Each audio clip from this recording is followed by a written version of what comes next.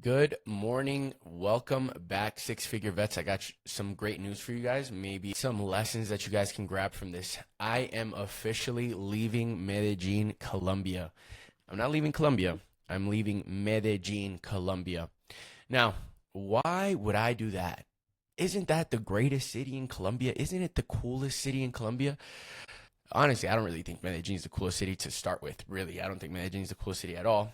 But there are a few reasons why I am making this move, and I think that it's important for you guys to know this so that you can also just remember, guys, wise men learn from other people's mistakes, smart men learn from their own mistakes, and dumb motherfuckers never learn. So, for a lot of you guys that don't know, I actually moved back to Colombia in 2020.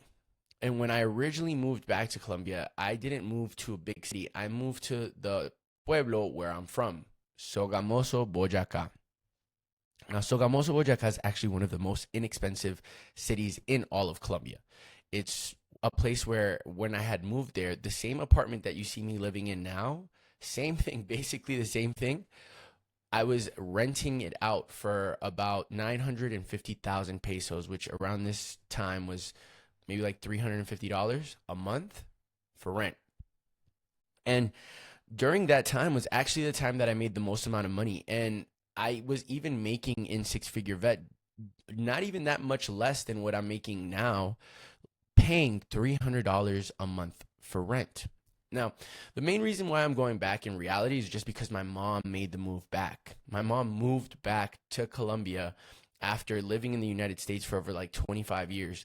And she decided to do so because cost of living, her family lives in Colombia, and really she has nobody in the States. The only person that was out there was me and my dad, which they split up when I was like 7. So really she was all by herself. So she moved back, and then I thought to myself, wow, what a great opportunity to be closer to my mom and to, just be able to share those things. Because at the end of the day, guys, money, I mean, money doesn't bring you happiness. Like, okay, yes, money does help you and facilitates you to do a lot of things that can bring happiness. But more than anything else, guys, your family, those relationships that you have, hugs, love, like that is love is the answer. And so I'm going back primarily because of that. But another thing that happened is that I started realizing that a lot of my money and a lot of the things that I was like having to spend on was keeping me from being able to reinvest into the business more aggressively. Not that I couldn't, not that there wasn't an abundance of, right? I'm still able to save money. I'm still able to spend a lot of shit. Like I make a good amount of money. It's not like it's a lot less. It's not like it's a little, but the rent that I pay here is close to like $2,700 a month because of how the peso is right now, almost $3,000 a month. And then the miscellaneous is also very expensive, right? The gym that I go to is pretty expensive. Every time I want to go out, it is maybe like $100, $200, which when you compare it to Orlando, Miami, major cities, it's fine. But when I was in Sogamoso, more than how inexpensive it is how little there is to do. And for a short period of time, not a short period of time, it just depends on you. For periods of time, you have to be willing to sacrifice for the dream, or the dream will become the sacrifice. And I realized that if I was in Sogamoso, I could be spending maybe like $500, $600, maybe $1,000 for rent, and then that extra 1,500 would be going to my business. It would be going to my investments every single month, and that's just on rent. When you talk about utilities here, utilities are like 2-3 times as much as they are in Sogamoso. When you talk about like how much I spend on going out, like every single fucking weekend, like the other day there's a J Balvin concert where 50 Cent showed up. It's, you know what I mean? These are things that FOMO, attention, excitement, all of these things really take away from your ability to focus. Now, a little bit of a backstory, guys. Before I moved to Medellin, I was actually living in Boyacá, and I had an apartment that was about $750 a month. And one of the things that was not okay with that was I was making only between like $8,000 and $15,000 a month. And out there, if you make $8,000 and $15,000 a month, you're doing it. Like you're that guy. You are fucking killing it. You're like Pablo Escobar of like the fucking countryside. You know what I mean? So it made me complacent. It made me lazy. And not only that, but there weren't very many people that inspired me or that could teach me. Literally everybody that I talked to, I made like 3 or 4 times more than they did. And so there weren't very many people like feeding into me or pushing me or making me want to go, above and beyond, or whatever you want to name it. when I came out to Medellin for the first time, almost like on a longer stay, within 3 months, I shot up to $30,000 in a single month. That's just about like the most amount of money that I've ever made in a business, right? I've made over $100,000 through investments, but through just the business, $30,000 a month was something that I had never done. And it happened because the people that I was around out here, they all make like $100,000 a month, and they all have different mindsets. They have skill sets, they have strategies, resources that I didn't take into account, really didn't even care about, because I thought I was like hot shit. I was a big fish in a pond. While you come out here to Medellin and you see G-Wagons, you see Ferraris, you see Lamborghinis, you see things that really inspire you. And not only that, but like the people that are around you and the conversations that you have are just higher level. So I was like, all right, I need to lock in and come out here to Medellin and, learn and get inspired and feel that broke boy feeling that normally pushes us to take it to the next level. It's been 2 years. In February, it will be officially 2 years that I've been in Medellin, and what I need now more than inspiration is to lock in, right? I need to eliminate distractions, right? There's a time to learn, and then there's a time to earn. There's a time to learn. There's a time where you need to be in the mix. You need to be outside. You need to be in the streets, learning from everybody, feeling like a broke boy, getting things to push you, to motivate you. And then there's a time where you really you don't need to learn anything else. You just need to put into practice the things that you've learned. And this goes out, all these things that I say, guys, are just so, again, not to tell you that it's the right or the wrong thing to do, but just so that you can see where you're at and then apply the knowledge appropriately.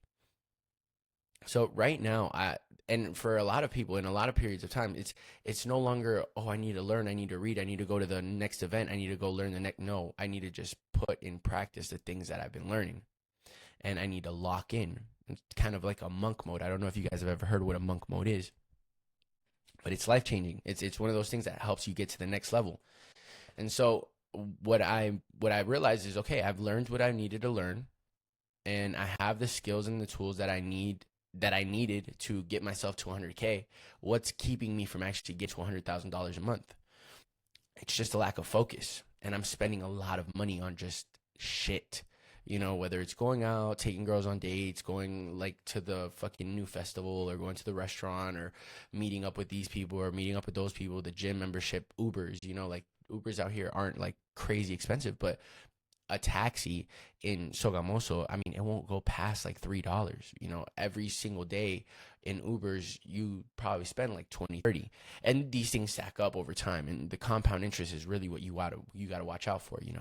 How you manage a little bit is how you manage a lot. So I started doing the math. I started thinking about like, okay, cool. What's really keeping me from getting to that $100,000 a month mark? I mean, the ads are running, the business hitting, my investments are all playing out exactly how they need to be playing out. What do you think is stopping me? And it's just lack of focus. So I had this apartment, which is pretty interesting. I had this apartment until September of next year. And I told the owner, I was like, look, man, I'm on contract. I'm cool with, following and keeping my word. I'm not the type of person, I'm not a scumbag, but if you can get somebody to take the apartment or sell it or whatever, I'm cool. I'm out. You just give me the word and we're out. And the owner told me, yeah, cool. And maybe like a week and a half passed, and boom, sold. Apartment sold. And now January 15th, I have to leave. I have to go. And now what I'm going to do and what I'm going to proceed to do is just start eliminating distractions, start saving a lot of capital, and using all of that capital, all of that energy, and all of that focus to just go harder. Work harder, pay more attention, give you guys better wavelengths, which ultimately multiplies. And this is my plan. My plan is pretty simple. We're going to go to Sogamoso. We're going to save for the next 2 years again. Just really lock in. There's a lot of nature out there. There's a lot of green. There's good food. And so the idea is for me to just be out there, lock in for the next year and a half, save a shit ton of money, and more than save, guys, because remember, save if you don't have investment vehicles. But once you have investment vehicles, once you have things that for a fact will pay off, invest, right? So invest heavier into the business, invest heavier into the crypto, to the stocks, especially right now where everything's cheap. And in the next 2 years, go back to Bogota. Medellin's played out, guys. I mean, personally, me, man, if I want to be around a bunch of fucking Europeans and Americans, I'll be in fucking Miami. Yeah, sure, maybe it's a little bit more expensive, but not even that much. Medellin is not what it was 5 years ago or what it was 6 years ago. Medellin is really like it's expensive now. Like I said, I go out and I spend like $200 every time, no matter what. Like no matter what, I'm spending $200, and that's a lot of fucking money. If you're going out at least once a week, 4 times a week, that's $800 a month. That's a lot of money. And if you don't see it as a lot of money, that's why you're poor. That's why you're broke. How you manage a little is how you manage a lot. My richest friends are the ones that are like most fucking tedious and picky and like really like to measure out everything. And it's not that they don't have the ability to do it. It's just that they won't pay more than what something's worth, right? Like they're not going to pay $120 for something that clearly is 100 just because they got it like that. That's a stupid way of thinking. That's how you stay poor.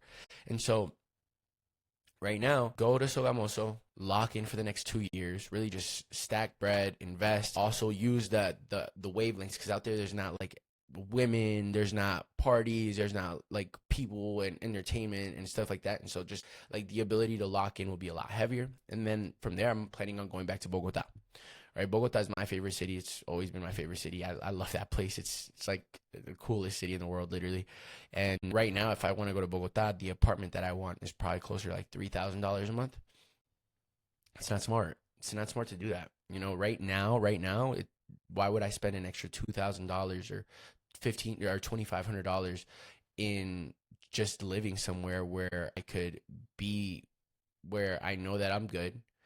Invest $2,500 every single month. At the end of the year, man, like what is that?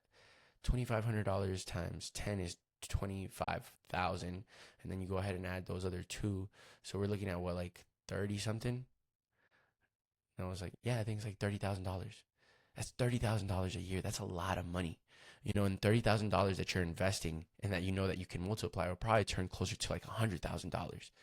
Because of opportunity cost. Like I know how to make money work. You guys know how to make money move, right? So if you're saving $30,000 at the end of the year and you're investing, well, if you're investing $30,000 by the end of the year, that'll probably be closer to 50.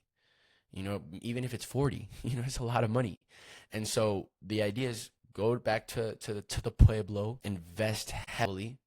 And when I go to Bogota, by then I'll probably be making $100,000 a month. No, I will be making $100,000. I hope you guys checked me when I said probably, right? I will be making $100,000 a month, and then, I can spend $3,000 a month on rent comfortably. It's not irresponsible. It's not like pressing it. Right now, I'm making between like 20 and 30, right? $3,000 a month is 10% of that. That's already too much. You should be. Grant Cardone talks about this. Like you should be living off of 20% of your total income, because I think it's like 40% of that, like 30% of that you have to pay in taxes. And so 20% of your total income is everything. If you're making $2,000, that means you should be living off of, what is that, like $400, $500 a month, right? So how do we fix that? Make more money. And same thing for me, man. I'm not going to be just spending money unnecessarily, because I have things that I have to do. I have a purpose. I was talking to a student the other day, and motherfuckers, he's like, I'm like, hey, how's it going, man? He's like, struggling. I'm looking at this guy. He's got a fresh, brand new hat on, AirPods on, fresh shirt. And I'm like, wow, what's going on? He's like, man, I'm just struggling to make ends meet, man. I'm fucking, I'm barely able to like get enough food on the table. And I'm looking at this guy with like, I'm like, are you fucking serious, dude? You have fucking $300 headphones on. You have $300 headphones on right now. You got a car? Yes. What you paying on that? XYZ. Are we fucking serious right now? $30. Do the same shit. $30.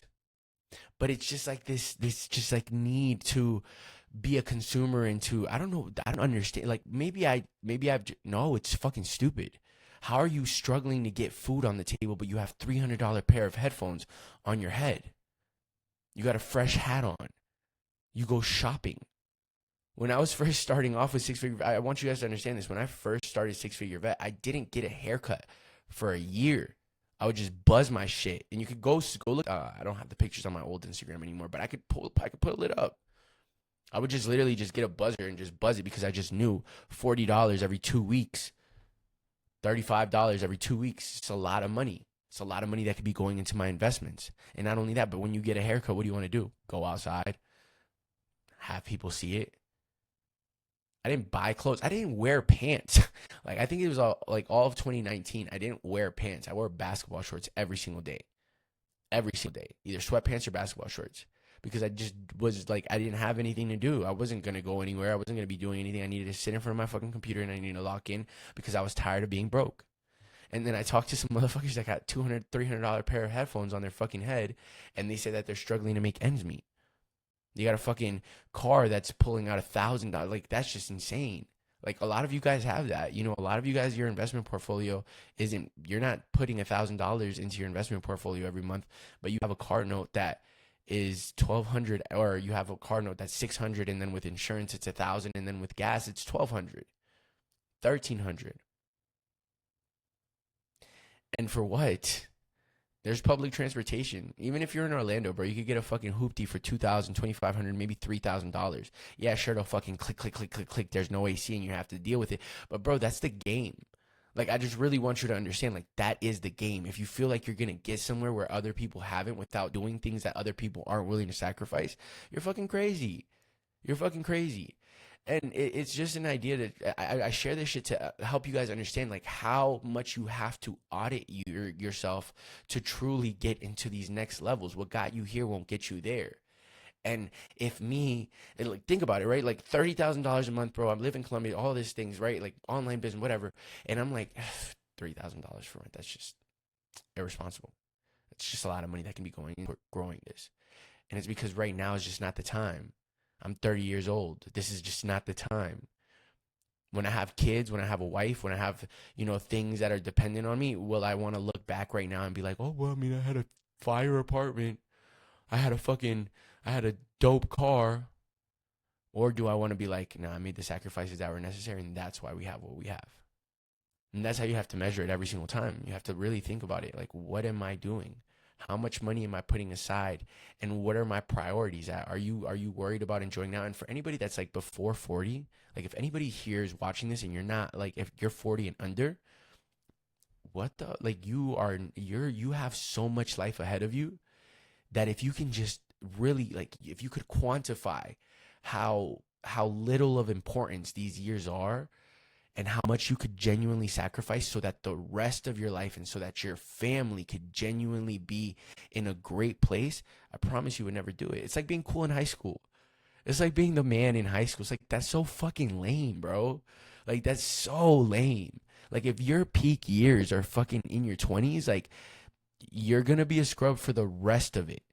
And then when everybody's in their 30s and 40s and 50s, and they have a beautiful home, they're able to really take vacations off. Their business doesn't rely on them. There's not some guy that can fucking tell them what to do and not do, or fire them, or take their fucking pension away, or whatever.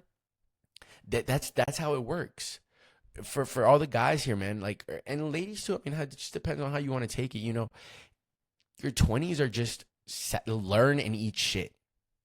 That's how you got to look at it. 20s are, I'm just going to learn and I'm going to eat shit.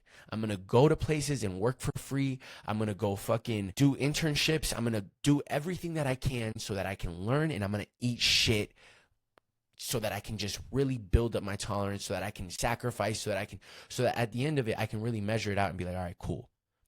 By your 30s, you should have things clear, right? If you do the right things, right? This is how it should be. This is how it should go. 20s, eat shit, learn. Eat shit, learn. Sacrifice, sacrifice, sacrifice, sacrifice. 30s, you should have like a clear idea of what you want to do and how you want to do it.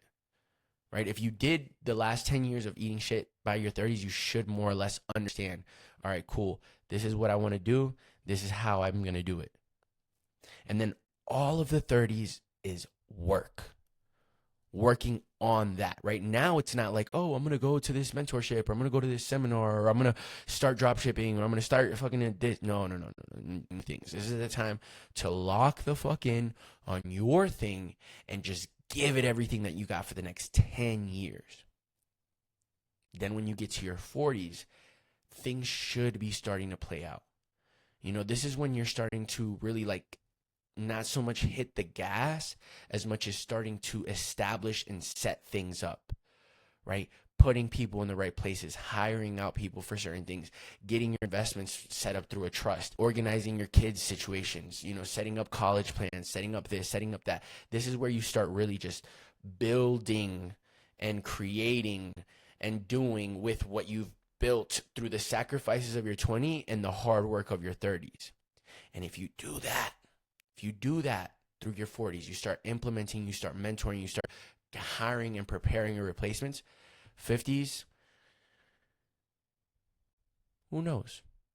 But by then, it doesn't matter, right? By your 50s, you're good. By your 50s, you're not doing because you have to. You're doing because you want to. Nobody's telling you what to do. Nobody's telling you that you have to do. You're not slaving at anything unless you want to, right? If you want to be a fucking, like a tough London, a fucking motivator, then you do that. You set your mind to it. You go and you hustle. And at the end of the day, guys, like by your 50s, if you've been doing the right things, you probably love what you do. You probably really enjoy your work. You probably really enjoy, the hustle and the grind. You like building, you like construction, you like doing all of those things. And so if you want to, you can. And if you don't want to, that's fine as well. And guess what? There's still another like 40 fucking years of life ahead of you. There's still another 40 years of life ahead of you, which means from there forward, the tone is set. But guess what? In your 50s, you will never, ever be able to sacrifice like in your 20s. You will never, ever be able to work as hard as you will in your 30s. And if you didn't do any of those things, you're done. That's it. Your life is set. And for the rest of these 40 and 50 years of life, depending on how your lifespan goes, there will be no huge change. You can't do it. You hear these exceptions like KFC or this person or that person. Don't look for the exception. Don't be the type of person that's looking for the exception in things. Follow the rule, because people that look for exceptions are people that end up having a really hard time in life. Because they say, oh, but this one person in the fucking mountains of had this one person do da. It's not the way you want to live your life. If by 50 things haven't been, it is what it is. You just have to deal with it. And you see these things play out in many people's lives. And it's too late. So what should you do right now if you're in your 20s, bro? Eat shit, bro. Eat shit. It's not work. It's eat shit. Like, go make mistakes. Go try fucking weird things that you never thought you would ever do. Go do the fucking weird backpacking trip through fucking Ethiopia. Fucking building, I don't know what. Like, really just eat shit. Make mistakes. If you're in your 30s, dog, and you've done the right things, you need tunnel vision. You need to put the blinders on, and now you need to stop trying things, and you really need to just lock in on one thing and give it everything that you got. And then in your 40s, you just do with what you have, what you can. By now you don't have the same energy. Even in your 30s, you don't have the same energy. You know what I mean? You can't. It should be hurting, right? So in your 40s, work with what you got. In your 50s, it's too late. So it's too late. It's too late. Your income, your social status, everything is set. What you could have done, you already did. And so when you see me right now going out into the mountainsides and saying I'm going to go lock in, it's because I know that that's what I should be doing right now. That's the priority. I learned. Now I'm 30 years old, and now I got to work. And I need to eliminate distractions. I need to eliminate new and awesome things. Doesn't mean you stop learning, but it means you stop going off and trying new things. He who chases two rabbits catches none. By now, you need to pick your rabbit and you need to chase it. Okay? that's it. I'm not gonna drag this on too much, but if you guys wonder, hey, why is David going to? Why did David leave Medellin? It's because it's time to go sacrifice a little bit more. It's time to go lock in. It's time to do a monk mode and make $100,000 a month. Make $100,000 a month consistently. And I hope to see you guys do it as well. I hope to watch you guys follow along and then do it even better than I do. Speed up the process. One of the best things about having a mentor is every single thing that I do, you guys can do it way better and way faster.